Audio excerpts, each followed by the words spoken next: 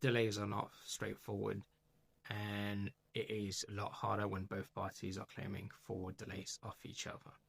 So in construction, there are quite a few rules around this, and I'm just going to show you a few of them.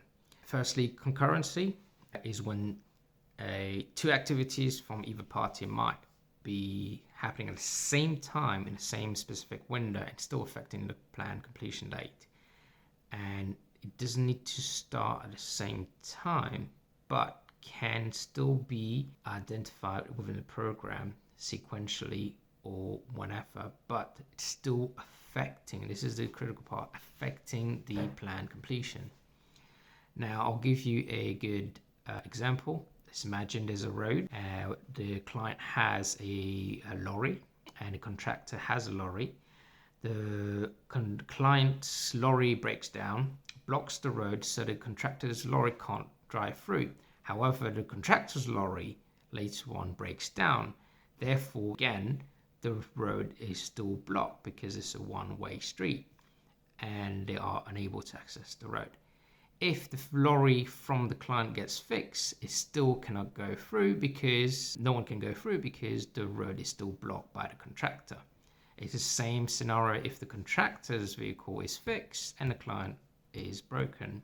That is in some ways concurrency, even though it might happen at different time. The road is still blocked. In the sense of construction, the planned completion is still affected at that point in time. Now, that's concurrency for you. In terms of assessing it, that's a completely different ball game. We've got to look at case law, and especially one in 1999 by Henry Boots versus Maison something, can't remember the last bit of it. It states that entitlement is dependent on the concurrency as well, and so if it's a concurrent delay, the contractor is only entitled to time relief. And the reason being is that if it would be unfair on either party if one was still penalized for the LDs and the other was penalized for prelims. So the contractor could claim for prelims while the client would still claim for the LDs. Therefore, there will be no cost relief. That means the client wouldn't need to pay the contractor, nor can the contractor need to pay the client for the delayed damages. However, to be fair, the client has to provide time relief to the contractor in that period. And that covers the fairness in that sense. Now, let's say, for example, a delay starts in January and ends in June. And that's the client effect, client's delay, client's risk. And it could be, for example, they haven't given access, they haven't provided drawings, or whatever. And then we later found out in February that the contractor has had a supplier who went bust and they couldn't do any of the works. And that, in effect, will affect the completion date because it is on a critical path. Therefore, even though there are two activities, two different entities, and they each have their liability, there may be in concurrency. Now, the only way to find this out is using programming planning software and using actual factual data to identify the entitlement. Now, if the contractor still had the supplier who went bust and would only start affecting the planned completion only in July, then that means that's not concurrent. However, if the program still showed that even though that the bus supplier's activity is affected, it's affecting the program in March and April, then that means it is concurrent. How do you find out what's concurrent or what's not?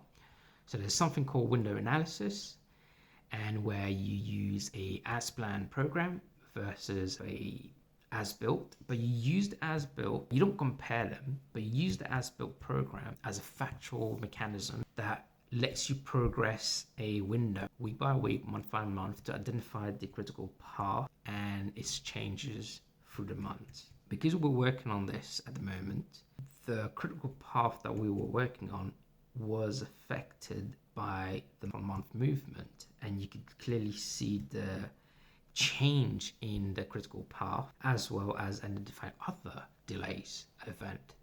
And that's one way to refute claims, but it also makes it a lot clearer and tells a story of the delays because using actual facts.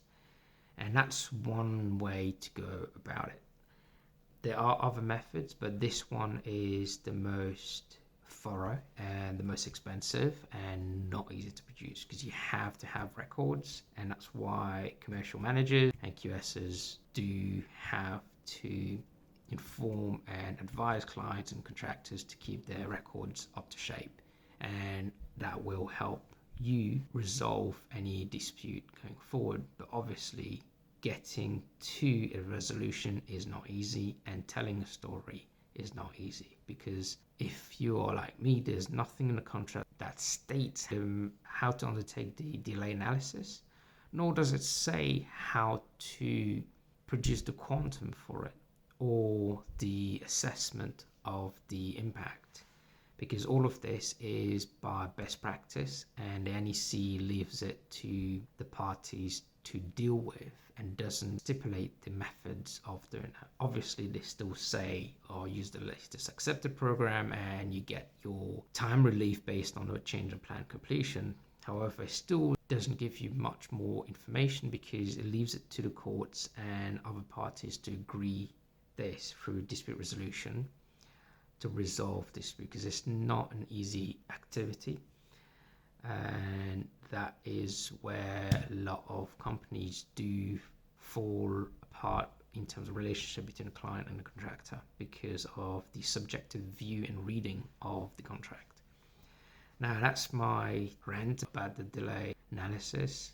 If anyone has any other stories about that, let us know, and I'll probably share some more videos on how to actually do the window analysis on P6.